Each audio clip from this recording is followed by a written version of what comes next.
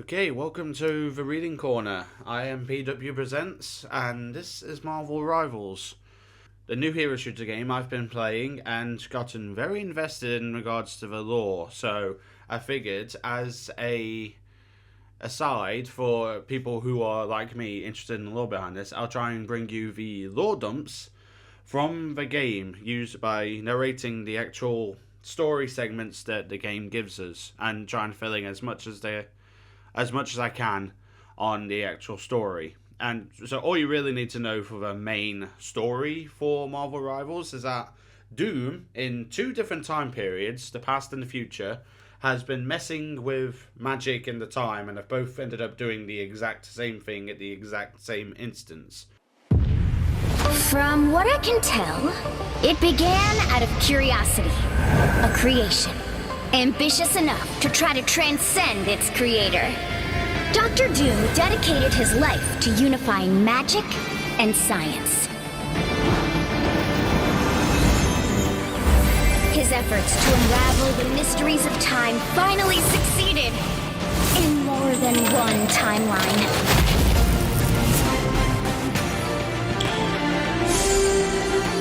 The result? Shards of crystallized chronal energy so powerful, they turned dreams and lies into new realities. The entire multiverse was rewritten! On some Earths, ancient evils finally seized control. While on others, mankind rose above the chaos and claimed the stars themselves. But it won't be long before the time stream entanglement consumes everything, until all that's left is darkness. When worlds are about to end, that's when those with great power rise to the occasion.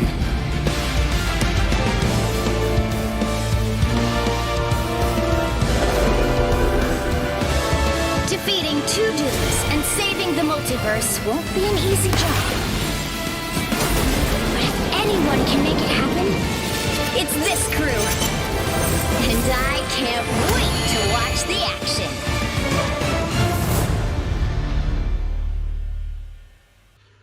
So for this first video, I'm going to bring you the Entangled Moments lore dumps. This is a collection of 4 stories that sets up the 4 starter maps of the game.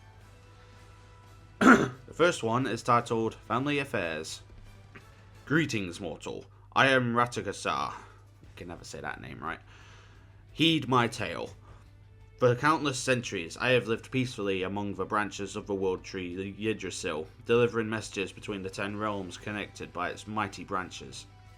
I may be naught but a squirrel, but my Asgardian friends bestowed this sacred duty upon me, and I have performed it with great pride. My place was not to intervene in the affairs of gods and men, but simply to deliver news of great import, and today the news I bring to you is quite dire indeed. For centuries, Asgard was ruled by the All-Father Odin, but no longer.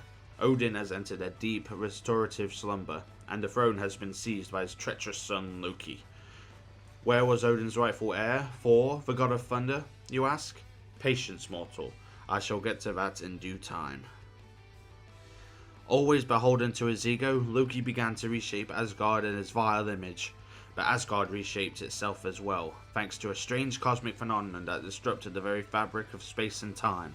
This sudden surge of chronal energy caused my beloved Yggdrasil to grow wildly out of control, merging with Asgard and resulting in the birth of a place both ancient and new, Yggdrasil.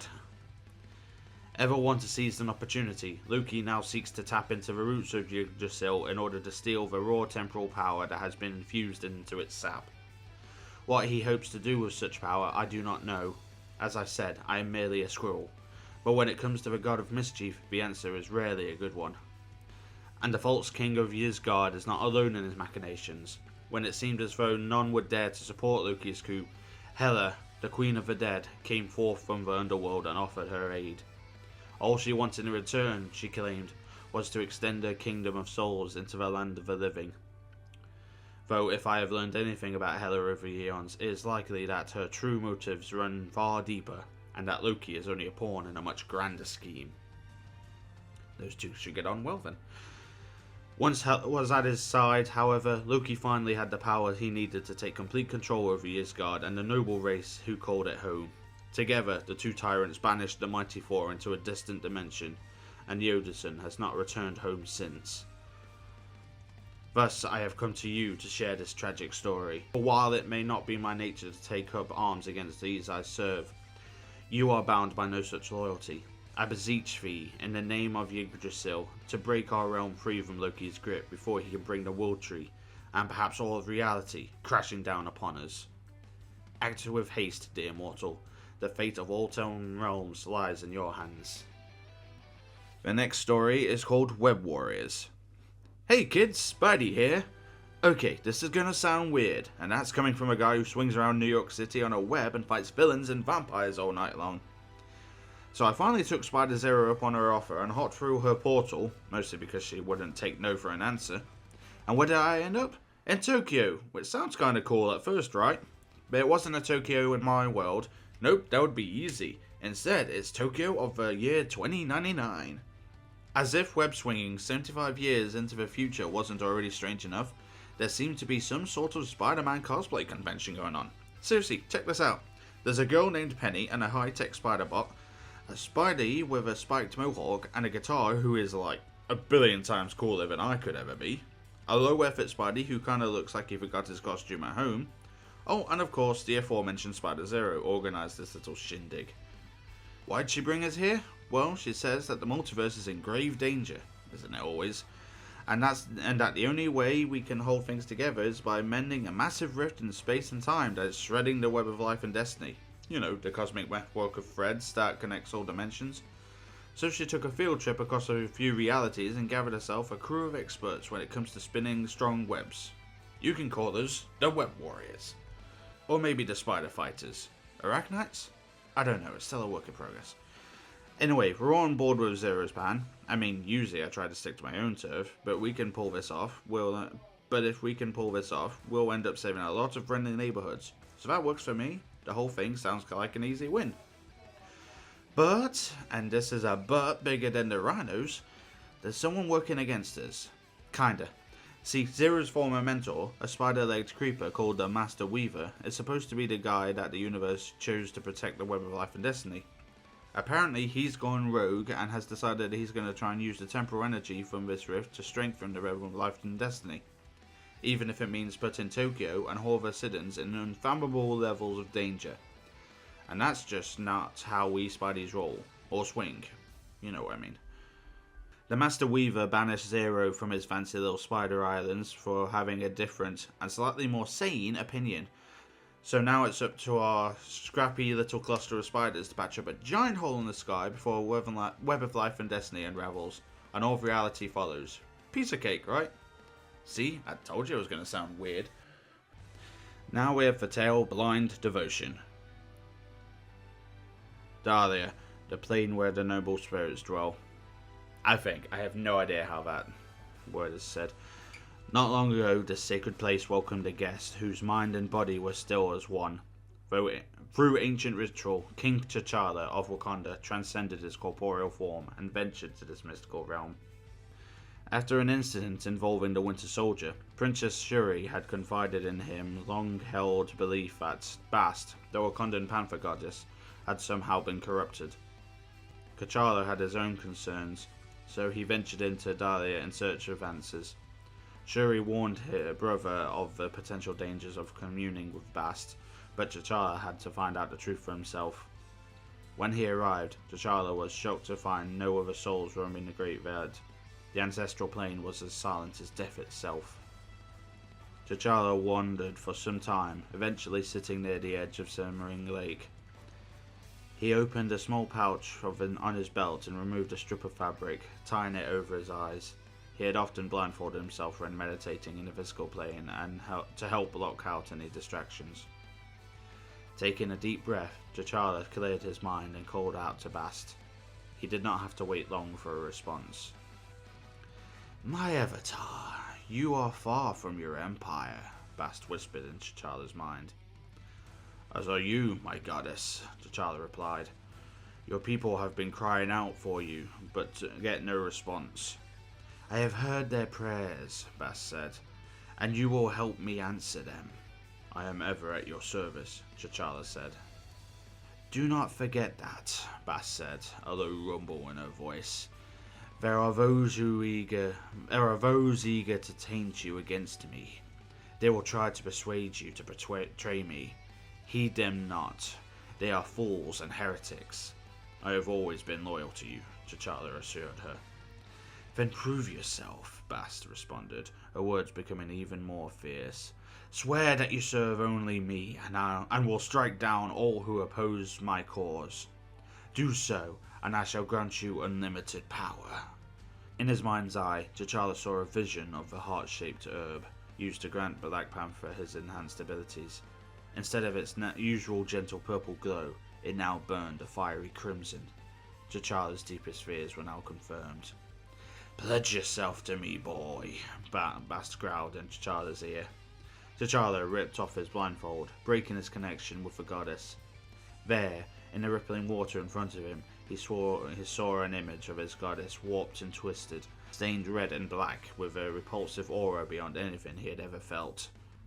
T'Challa dove into the water and tried to grab a hold of the divine being, but it slipped through his grasp. Instead, he awoke on the floor of his bedchamber in front of a vibranium statue of Bast. Its eyes shone brightly for a split second, then faded to black. If you can hear me, goddess, T'Challa vowed, placing a gentle hand on the statue's head, I will not rest until your Holy Spirit is purged of this darkness. You have my word. Okay, the next story is called Hydra's Hymn. Rank and number. Come on, Jim, it's just me, Pete. You know how tight security is here, Pete. We gotta follow protocols. Fine. Hydra Science Agent 418322. Happy? I'd be a hell of a lot happier if we weren't stuck inside a mountain in the middle of the Antarctic. This cold is killing me. Why couldn't we get stationed in one of Hydra's tropical islands like Bob? Because Charteris Base houses the most important operations in our entire organization. They wanted the very best of us manning the fort. The experiments we're doing here is going to change the world, Jim. I think we can handle all the winter weather. The winter weather? Sure. The winter soldier, though. Yeah, I heard that jerk tried to infiltrate our base a couple of days back. Not gonna lie, I always thought he was just a myth. I mean, he fought against the Red Skull in World War II, right? How the hell could he still be alive and fighting? More importantly, how could he still look younger than me? I've got a feeling we're about to find out. Rumour has it they moved him down to the super soldier lab last night after they finished his reconditioning. Looks like we're gonna get to work our magic. Oh, there's gonna be magic, alright, but not from us. Before we can get him into a stasis tube, another division claimed him. Another? Which one? Wait, please don't say. Occult Ops. The widows in robes? What the hell do they want with a superpowered assassin? Oh, you and I both know what they want doesn't usually involve Earth, or any other planet in the solar system. They're trying to open that damn portal on the sublevels again, aren't they? Where did they say it went? Mayfield? Maveth, a dead planet on the other side of the universe. They say activating that gateway is the key to unlocking our history and ushering in a new era where Hydra reigns supreme. Don't tell me you've bought into their mumbo-jumbo. We're supposed to be a man of science, Jim. I am, Pete, but I've heard those Hydra priests chanting, and there's something about their song that makes me wonder if they're not so crazy. If they can use the Winter Soldier as some kind of conduit to access the other world, they can have him. You're as brainwashed as Bucky is. Well, whatever they're doing to him down there, I hope it works. Hydra could use a win. Don't worry, we'll get one. And when we do, it's going to be thanks to our work in the science division, not because Occult Ops sang some ancient alien hymn to a soldier who could have retired ages ago. Guess we're going to have to agree to disagree on that one. Okay, fine. You know what? It's time for my break anyway. I hear the commissary just got a new shipment of hot cocoa. You in? Now that we can agree on. Okay, this one's of Gods and Guardians. Shuri's private log, entry hashtag BP4.2-150505, recording. I'm not doing that for all of these if there's more of that. I have lost my faith in the gods. Those are the words I never thought I would say out loud. Words best kept in private for now, despite the Osher abandoning our intergalactic empire. Our people still cling to the desperate hope that our sacred pantheon will return and bless Wakanda once more. Our people are fools, and though I hate to say it, their king, my dearest brother T'Challa, may be the biggest fool of all. He sits all day long in the Hall of Dahlia, calling out in prayer to Bast, yet he gets no response. For the first time I can recall, his beloved Panther goddess refuses to speak to him, at least. What T'Challa does not yet know is that I have heard the whispers of Bast in my dreams, but her words did not bring me hope or peace, as they have in the past. Instead, they inspired fear. They dripped with a darkness unlike anything I have ever felt before. I woke with a deep concern that our goddess has been tainted by something sinister, and that perhaps she might use T'Challa's blind devotion to her as a means to unleash that darkness upon Wakanda, undoing all that we have built here. Uttering such words would be considered blasphemy for even a princess of Wakanda. I have to tread carefully as I attempt to uncover the true meaning behind my visions and learn if my suspicions hold any merit. Yet this is not the path I am able to explore on my own. Not only would it arouse T'Challa's suspicion, it would also divert my attention from other matters that endanger our empire. For now, I must continue in my efforts to unravel the mysteries of the time-string entanglement and its crystalline byproduct, chronovium, more specifically, our chronovibranium. Thus, I called on some of Wakanda's most steadfast allies, the Guardians of the Galaxy, to investigate the source of a dark energy that flared up at the edge of an unknown universe shortly after Bast spoke to me in my sleep. The journey brought them to Clintar, the homeworld of a symbiotic alien race. Star-Lord contacted me upon his crew's arrival, but as their ship began to descend towards the planet's surface, something went wrong and our connection was lost. If the Guardians have found themselves up against the same dark force that corrupted Bast, they will need all the help they can get. And with the Osher not answering my prayers, the time draws near where I will have to take matters into my own hands, and the hands of those I know I can trust. After all, even though I have lost faith in the gods, there are some things I will always believe in, including my friends. Recording ended. And those were the Entangled memories of Marvel Rivals. That pretty much sets the stage for the game going forward, leading into Season 0. From this point onwards, I'm hoping to start up the series where I'll give you the lore snippets of each character as I play the game going forward. So be sure to subscribe to this channel if you want to follow them. Like this video. Stay tuned for the next one, and I'll see you at the reading floor.